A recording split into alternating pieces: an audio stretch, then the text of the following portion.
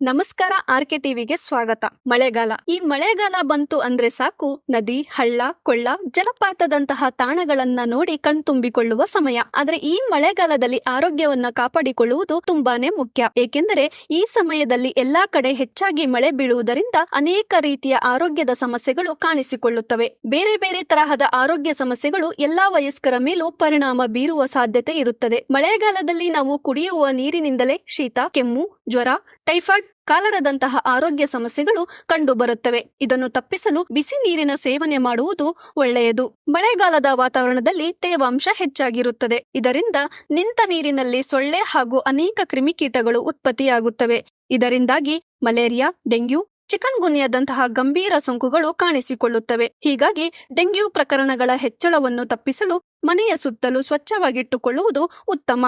ಹಾಗೆ ನಾವು ಉಪಯೋಗಿಸುವ ನೀರನ್ನ ಪ್ರತಿದಿನ ಬದಲಾಯಿಸುವುದು ಒಳ್ಳೆಯದು. ಹಾಗೂ ಮನೆಯಲ್ಲಿ ತಯಾರಿಸಿದ ತಾಜಾ ಬಿಸಿ ಬಿಸಿ ಆಹಾರ ಸೇವನೆ ಮಾಡುವುದು ಆರೋಗ್ಯಕ್ಕೆ ತುಂಬಾನೇ ಒಳ್ಳೆಯದು. ಮಳೆಗಾಲದ ಸಮಯದಲ್ಲಿ ವಾತಾವರಣದಲ್ಲಿ ಬದಲಾವಣೆ ಉಂಟಾಗುತ್ತದೆ. ಇದರಿಂದ ಉಸಿರಾಟದ ಸಮಸ್ಯೆ ಇರುವವರಿಗೆ ಉಸಿರಾಟದ ಸಮಸ್ಯೆಗಳು ಉಲ್ಬಣಗೊಳ್ಳುತ್ತವೆ. ಮಳೆಗಾಲದಲ್ಲಿ ಸಮಸ್ಯೆಗಳು ಹೆಚ್ಚಾಗಿರುತ್ತವೆ. ಇದರಿಂದ ಆಸ್ತಮಾ ಮತ್ತು ಸೈನಸಿಟಿಸ್ ಸಮಸ್ಯೆಗಳು ಕಂಡುಬರುತ್ತವೆ. ಈ ಸಮಸ್ಯೆಗಳಿಂದ ಉಸಿರಾಟಕ್ಕೆ ತೊಂದರೆಯಾಗುವ ಸಾಧ್ಯತೆ ಇರುತ್ತದೆ. ಈ ರೀತಿಯ ಆರೋಗ್ಯ ಸಮಸ್ಯೆಗಳಿಂದ ನಮ್ಮನ್ನು ನಾವು ರಕ್ಷಿಸಿಕೊಳ್ಳಲು ಕೆಲವು ಮುಂಜಾಗೃತಾ ಕ್ರಮಗಳನ್ನು ತೆಗೆದುಕೊಳ್ಳುವುದು ಅತ್ಯವಶ್ಯಕವಾಗಿದೆ. ಮೊದಲು ನಾವು ಮನೆಯನ್ನ ಶುಚಿತ್ವವಾಗಿಟ್ಟುಕೊಳ್ಳಬೇಕು. ಆಗಾಗ್ಗೆ ಬಿಸಿ ನೀರಿನಿಂದ ಕೈಗಳನ್ನ ಸ್ವಚ್ಛಗೊಳಿಸಿಕೊಳ್ಳಬೇಕು. ಮನೆಯ ಸುತ್ತ ನೀರು ನಿಲ್ಲದಂತೆ ಎಚ್ಚರ ವಹಿಸಬೇಕು. ಇದರಿಂದ ಸೊಳ್ಳೆಗಳು ಉತ್ಪತ್ತಿಯಾಗುವುದನ್ನು ಕಡಿಮೆ ಮಾಡಬಹುದು. ಇದರಿಂದ ವೇಗವಾಗಿ ಹರಡುವ ರೋಗಗಳ ಅಪಾಯವನ್ನು ಕಡಿಮೆ ಮಾಡಬಹುದು. ಒಟ್ಟಾರೆ ಉತ್ತಮ ಆರೋಗ್ಯಕ್ಕೆ ಶುದ್ಧ ನೀರಿನ ಸೇವನೆ ಮಾಡುವುದು ಒಳ್ಳೆಯದು.